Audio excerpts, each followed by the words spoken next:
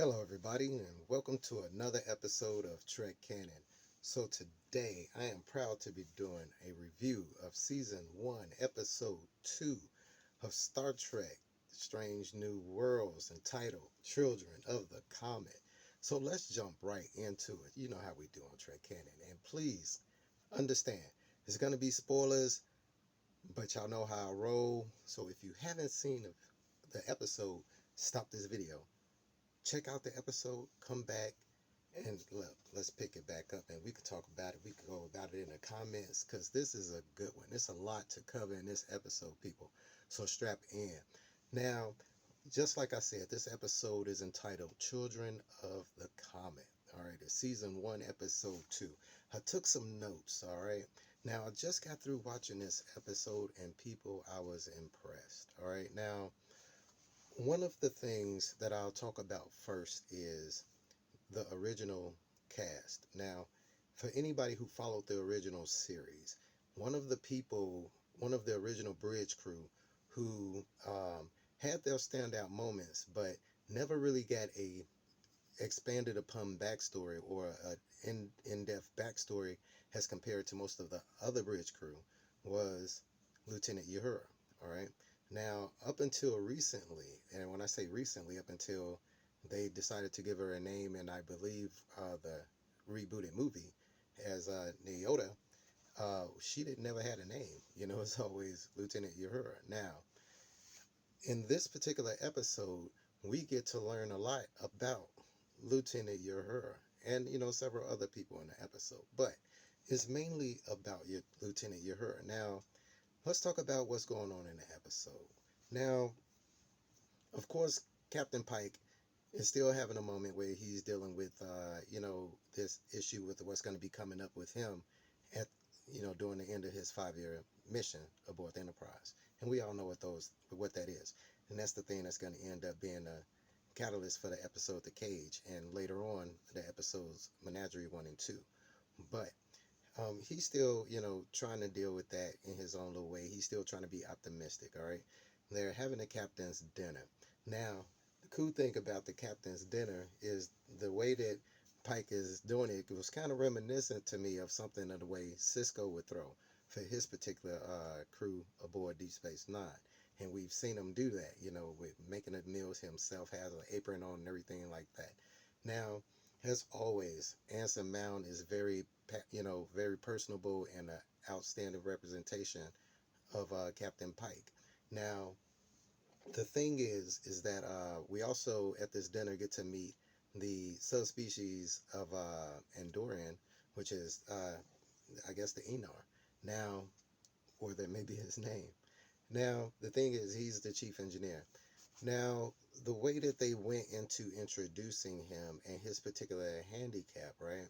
I was thinking to myself, all right, is this going to be one of those episodes that goes into that really unnecessary exposition for backstory that I praised them for not doing in the first episode? And they did for a little bit, going into, his handicap as a blindness and how his other senses are even better, how he caught the carrot and everything that Spock threw. Now, the thing is, though, is that I think in that particular instance, that introduction to him would have been better if that was something that we learned during the dinner or learned during the episode or something like that. Maybe something that would showcase that particular skill of his or those particular talents of his or that particular handicap of his in a way that blended better for the episode. But the way they did it in this episode was a little jarring, but it was not too much. All right. Now, the thing is that during the dinner, Captain Pike is telling a story, and he's telling a story about a Nausicaan. Now, everybody's familiar with Nausicaans, and I'm interested to know how far the Nausicaans go back in Federation encounters. How far back the Nausicaans go as far as the Federation and the Nausicaans interacting with each other. And always getting into trouble with Federation, with Starfleet members especially, because y'all know it was a Nausicaan who stabbed Captain Picard through the back, through his heart. Now, the thing is that I have to repeat, to everybody that during this time period, Spock has not taken the Kolinar, which is the Vulcan purge of his emotions. So he laughs. If you guys watch the episode The Cage, Spock got a big old Kool-Aid grin on his face from ear to ear in one particular shot. All right. So the fact that he didn't get the joke that Uhura said, um, was a little odd based on the time period that we are dealing with Spock in. All right. Now we learned that at this time period, Cadet Uhura speaks roughly 37. Well, not roughly. She speaks 37 languages, 22 of which are from her African homeland, Swahili. All right, now or Kenyan.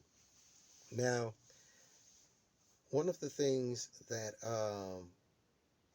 like I said, that the original series never really covered was they didn't really get in depth into the backstory of the character Uhura. All right, now I can go into Uhura, but that's not what this episode is about because Uhura has a tragic, midpoint while serving aboard the Enterprise. But I ain't gonna talk to y'all about that right now. But anyway, um, when they roll up on this, okay, so what's basically going on is that they roll up on this comet, and this comet is on a collision course with this planet of uh, pre-warp pre-warp species. Now, there's two particular things that came to my attention in this particular plot that they set up. First of all, and if there was a comet on its way to the planet, all right, during this time period, because I know there would be some people who would say, wouldn't it be violating General Order 1 or the Prime Directive? And during this time period, they were a lot more lax in their enforcement of it. If you guys remember the episode Paradise Syndrome, all right, in Paradise Syndrome, they were trying to do that exact same thing. They were trying to divert that comet or the asteroid from striking the planet with the in native peoples on it. All right. Now, that's when we get introduced to Kirok. Anyway, so um, back to what I was saying, and to reference that episode again, the Enterprise, this Enterprise is the same Enterprise that Captain Pike is using. And this is the same Spock that serves in Strange New Worlds under Captain Pike. Now the thing is in that episode in Paradise Syndrome, Spock tried to move this comet, figured out that with the power of the Enterprise, they wouldn't be able to do it, and it ends up crippling the Enterprise. All right, so I wonder if they knew that particular thing as far as in canon when using the same ship and basically the same science officer to try to devise a plan to do basically the same thing. All right, and knowing that it doesn't work. So basically, they find out that okay, wait, let's check this out. Let's try to shoot some torpedo things on it and try to alter the course and everything like that. And they find out that this thing puts up shields. Now, this right here is where it becomes even more interesting. The plot thickens. All right. So this thing puts up shields. We find out that there's an artificial structure on this asteroid. And the first thing I thought about then was the episode from the original series called For the World is Hollow and I Have Touched the Sky. And when I talk about these particular episodes or start referencing these episodes, I'll put them in, I'll put, like what episode number and all that. Of course, when I actually start doing editing, because a brother do editing now, ghetto, bootleg editing. Just, y'all know how I roll. But of course, I put these things in there so just in case you guys decide to watch those episodes, you guys, and expand your Star Trek Horizon, you guys be like, oh man, and it is a pretty good episode because both of those two episodes that I just named are pretty good episodes. Now, um, let's talk about the opening of Star Trek: Strange New Worlds. Its opening sequence. The opening sequence of this episode was fantastic. It was beautiful. If again, I got giddy. The way that they did the close-up shots of the Enterprise in the background with the shadow all over it and everything like that, and had the Enterprise end up warping out and going through those sceneries is beautiful, beautiful. All right, as I say, it's a gangster opening. All right, so and the theme music, done by Jeff Russ, the way that he blended his own touch, he remixed the original series theme music. Very well done, very well done. So now they decide, hey man, these shields aren't continuous, and Spock decides, hey, we could beam down here and check it out. So they put Lieutenant Lieutenant Nguyen Soon, I'm sorry, Nguyen Singh in charge of the away team. We got Spock. They're taking Uhura, all right, and they have Lieutenant Kirk. Now, one thing that I kind of skipped over a little bit was the conversation that Pike had with Uhura during the dinner. He asked her, he said, hey, where do you see yourself in 10 years? And that was something that, it kind of stuck with him for a second because he knew where he was going to be in 10 years. And number one was perceptive enough to have picked up on that, but she didn't bring it up during that particular, dinner interaction. Now, Uhura is basically like she doesn't know or she's not sure if being in Starfleet was something that she wants to do. If this is the correct path that she wants to take. So she was having basically second guesses and doubt about being in Starfleet. Now, the thing about Uhura is that we are introduced to Uhura when she's a Lieutenant Uhura aboard the USS Enterprise under Kirk, and that Uhura is charismatic. She's courageous. She's strong. She's beautiful. She's sexy. She carries herself with elegance and class. She's feisty when she needs to be. She's intelligent. All right, like I said, she speaks 30 something languages, but she's also she can also take over any station that's on that bridge. Just in case y'all didn't know that, yes, she can. She can fly the ship, shoot torpedoes. Yes, she's pretty badass. So anyway, um, one of the things that I also wanted to say that whose trace is pretty similar to his brother, which thanks for the correction of people who corrected me because I had totally forgot about Lieutenant Kirk from Operation. What was it? Operation Annihilate? No. Anyway, I put the name of that right here too. But I've totally forgot about him, Lieutenant Kirk. But when we met him, he was dead on the street. Long story, long story. But anyway, um, we get to get a little bit more interaction with him, and he is a Kirk. You know what I mean? He's also charismatic. He's courageous. He's curious. You know, he's brave, if not a bit on the stupid side. But what can you expect from lieutenants? So, and I'll get to the stupid side in a minute. Now, we get a shot in there where Nurse Chapel is flirting with Spock.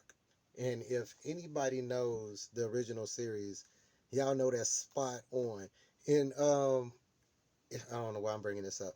In the J.J. Abrams remakes movies, they have Spock and Uhura together, which canonically is way incorrect. And I personally don't see how Kirk's father dying and him not going to Starfleet will have anything to do with, like I've said in prior videos, what ethnicity Khan is, and the relationship Spock have with Uhura before they even would have met this dude. So anyway, um, we get that little flirt and everything, and a little hint that this is going to be something that Nurse Chapel is going to be pursuing because she got a little thing for Spock, just like she always has.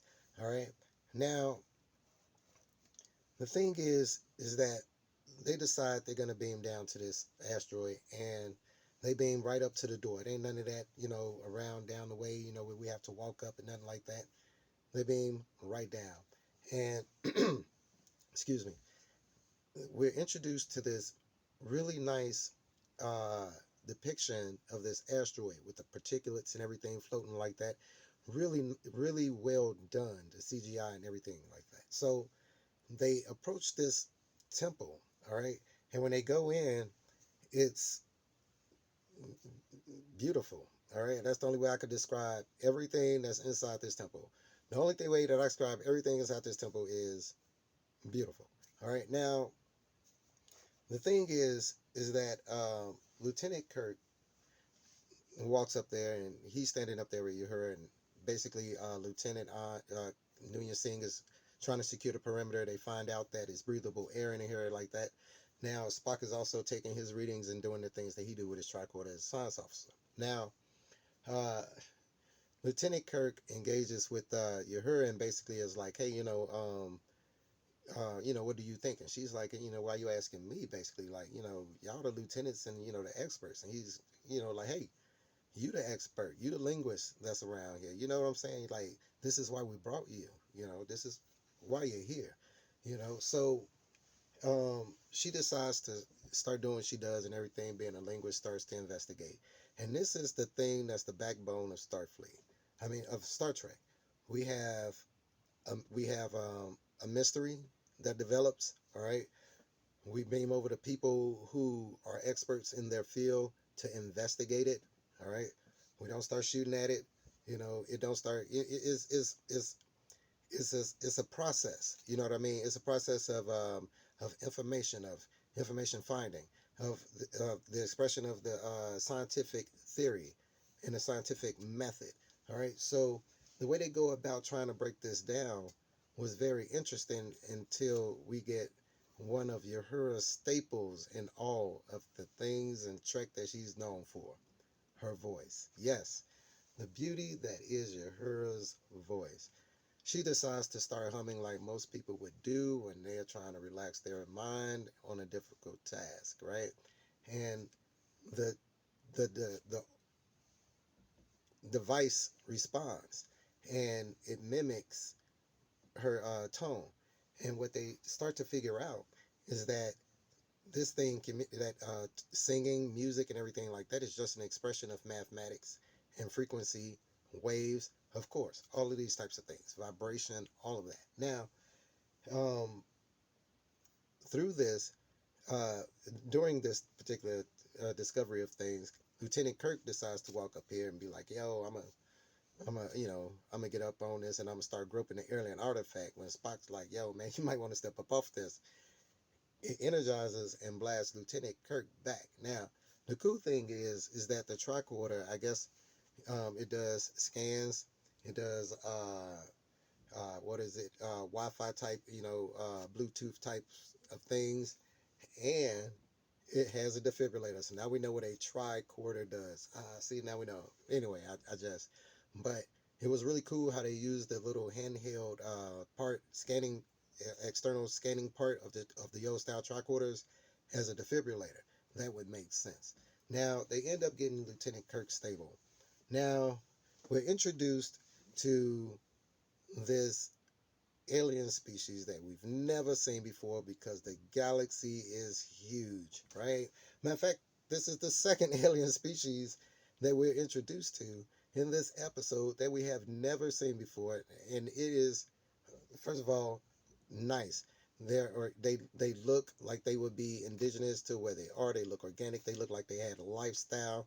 They had their own type of technology as far as the space dwelling people called the what did they call? Oh, they had a really cool name. They were called the man, the shepherds. All right, so the shepherds were really interesting looking people, and what they were basically, as Captain Pike described them, zealots. They spent their lives, generation after generation after generation, following and protecting this comet and comets like this that they call the what is it, the Maharmits or something like that. I know I didn't jack that whole name up, but it's like the Maharmits or something like that. But but they are considered arbiters of life. Basically, past prophetic. They have they bring life and see life, and basically these shepherds worship these things, all right, and protect them at all costs. Now, of course, they don't really like people messing with this comet, and they don't like people, of course, being down, especially in the temple of this comet. But they both seem really, and when I say they both, Pike and this other alien captain seemed real rational how they interacted and tried to explain, hey, you know what? Look, all right, I know that you believe what you believe, but I believe what I believe. So, as rational men, you got to understand that we don't, that your beliefs aren't ours, okay, but they still must be respected. And I thought that that interaction, although they were uh, ended up facing off against each other, was still mature and very Trek-like. And is, think about when Kirk first met what was his name from the Carbonite Maneuver. Um, man, I don't believe right? Think of how that interaction went with them, all right? How, although they could have destroyed the Enterprise when they wanted to, they gave them, all right, well, we know that your species has a prayer time and, spiritual time. We've learned this through your computers and everything like that. And, it was still gentlemanly in its interaction. What was it? Uh, um, oh, man, Balance of Terror, all right? Although they didn't interact much. All right, they still say, they still would have considered each other friends, like they said when they finally did talk to each other in a different life.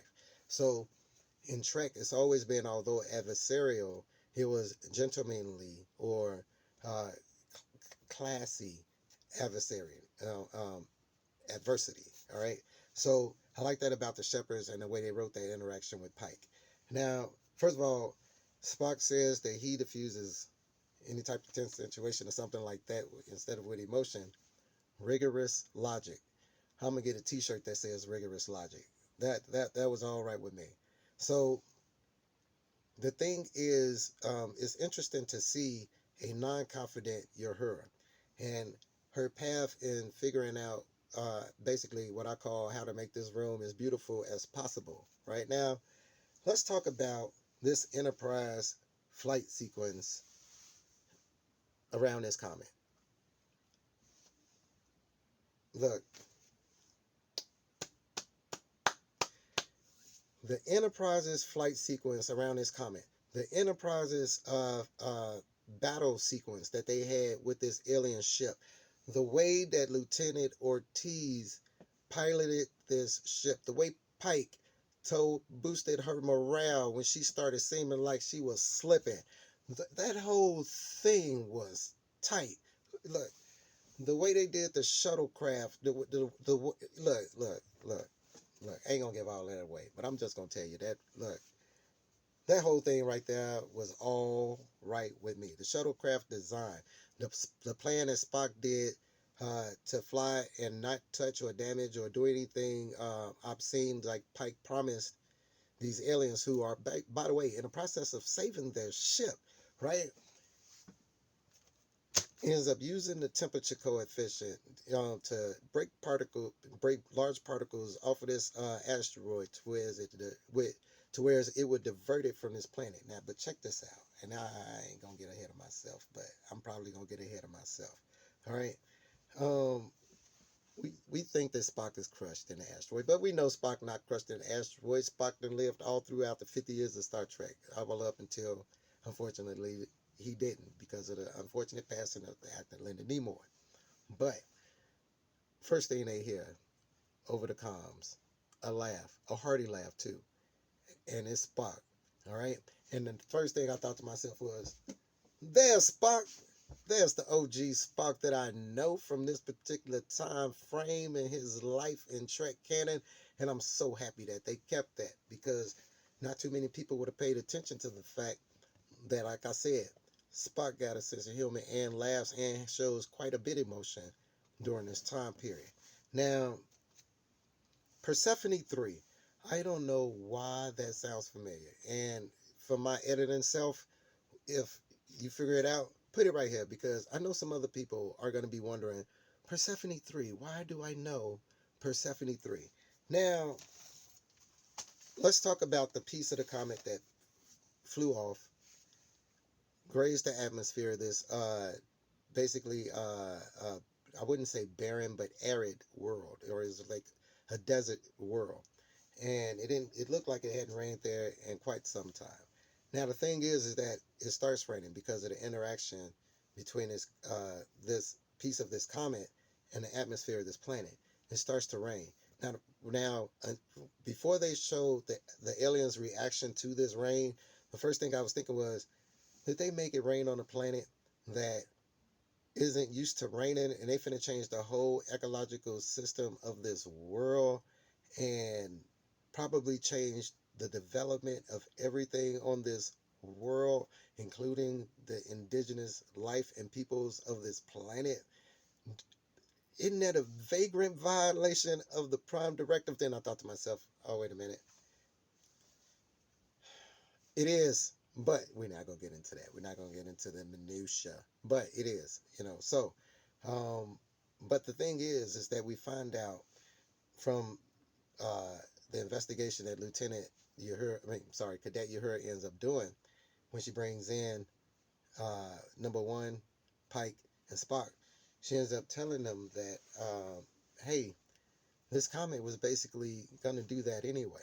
It was gonna let off this same exact piece of that's the same size and do the same exact thing that Spock was trying to do, and we received the message that it was trying to do that hours before Spock came up with the plan to initiate it, which meant that you're left with the idea that this comet, this what is it, Major Hakarak, right, is actually an ancient life bringer, you know, and it leaves that particular question with the shepherds doing what they do and why they do what they do, being something that you could be like, oh, okay, I can understand why the shepherds feel like they do, and why they allow this comet and see the comet the way that they do. And that is an awesome way to end the episode, with those particular questions that you can debate about, because there's a lot of talk that can be had about just the comet alone. All right. Now, the thing is this. There's a conversation. Motion detected at the ICU. There's a conversation between number one and Pike at the end of the episode that I find quite worrisome. Okay. And it's basically how she's trying to convince Pike that it's possible to change his future. All right. To whereas he doesn't end up in the wheelchair. Now, if that were to happen, if that were to happen, and they somehow write that into canon, do you know the all of the things that would change as a result from that particular action? Would they meet would they like the events of the menagerie 1 and 2, the events of um, the cage, like the things that happened that stemmed out from those episodes?